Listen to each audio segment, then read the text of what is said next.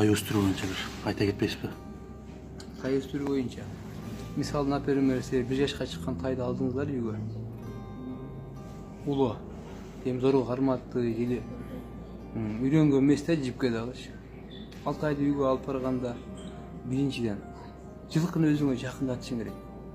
Кандай кылып? Аны бир маал кашып, анан көп жерде алган тайын апарып алып, жемди жакшы көрөт. Эмне чын эле жылкы жакшы нерсе да, жакшы көрөт. Бирок кандай кылбагыла? Аз гана жемдеп, ага жакындагыла, кашып, анан семиз бакпагыла да. Себеби семиз бакканда бул тайлар биринчиден айтып атканымда, экинчиден экинчи бөлүк айтайын. Бул семиз бакканда адамга жакындаш да кыйын болот да. Жетелеп чыккан болсоң үркөт. Биринчиден, экинчиден семиз болгон болсо, ал өсүшүнө дагы залал болот. Себеп эт семиз болгон болсо, тай жакшы чоңой албайт.